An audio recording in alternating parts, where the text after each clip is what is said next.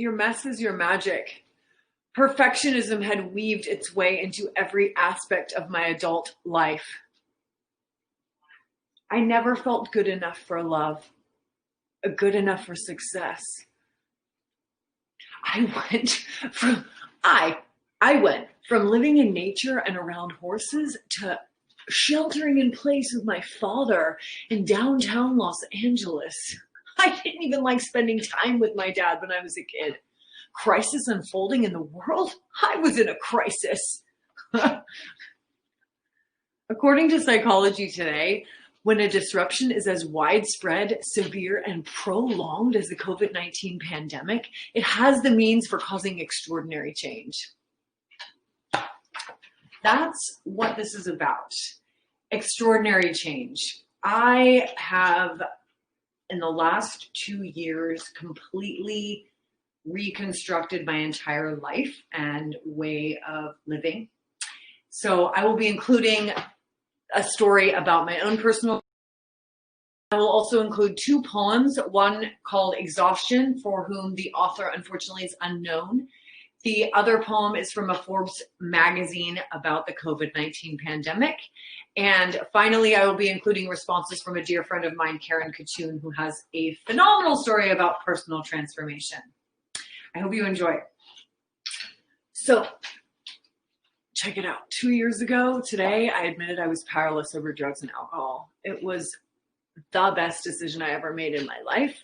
Not only did I admit powerlessness over drugs and alcohol, I had the opportunity to admit powerlessness over everything else in my life, really. And it gave me the thing that I was forever looking for: comfort in my own skin.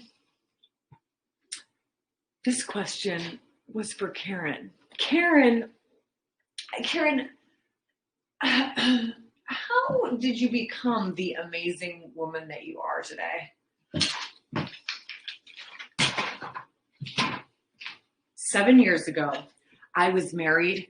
I had 2 beautiful daughters. I had cars. We lived in Tahoe. We had friends. I was active and adventurous. To the outside world, I had it all. But really, I didn't have shit. You know why? I didn't have myself. I had very little because I didn't have myself. Feeling beautiful was a luxury that I didn't have. My marriage became a disaster. Without my perfectionism, a disaster. But bringing perfectionism and low self-esteem to a marriage, it's like walking on a tightrope in a hurricane. Years of wanting to be loved for the messy, imperfect woman that I was. It clawed at my insides. Exhaustion is the result when I spend my energy in mulling over the past with regret, or in trying to find ways to escape a future that has yet to arrive. Anxiously hovering over it for fear that it will or won't come true uses all of my energy and leaves me unable to live today.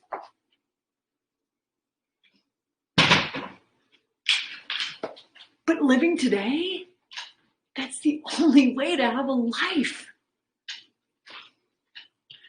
The health crisis abates. Loss of trust will take time to recover. Significant and fundamental change in the world.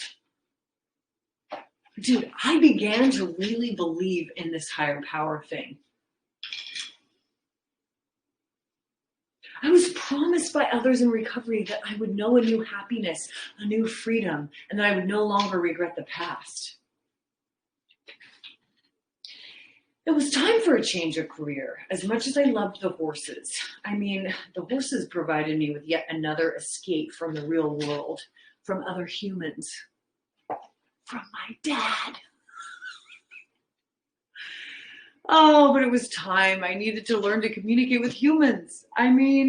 It was time. I admitted to myself and to another human being the exact nature of my wrongs. I became willing to make amends.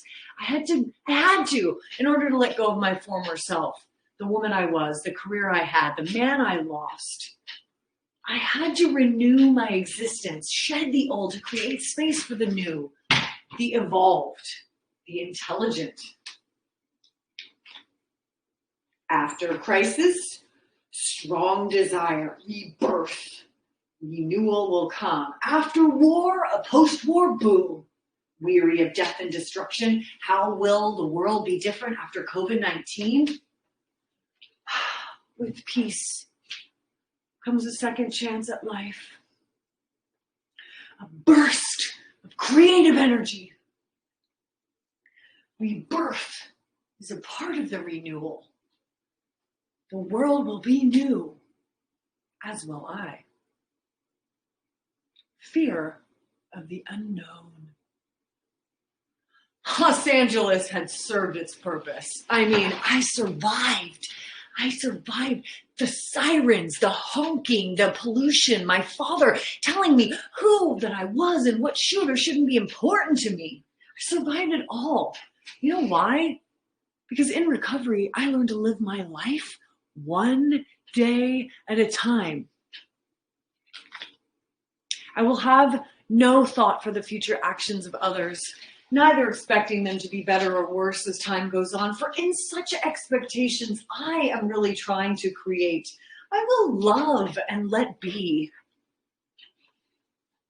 All people are always changing. If I try to judge them, I do so only in what I think I know of them, failing to realize there is much that I do not know. I will give myself and others attempts at progress for having had many victories, which are unknown. Karen, tell me about the darkness you walked through. Oh, I examined it all. The resentment, the rage, the compassion, the understanding, the imperfection, the forgiveness. I started saying no. I stopped worrying about what other people thought. I honored my time. I was bare and naked and building a new existence in more ways than one. I was committed to being real, entirely, loving myself entirely, my whole self, my body, and my heart. I am not perfect. Isn't that glorious? Your mess is your magic.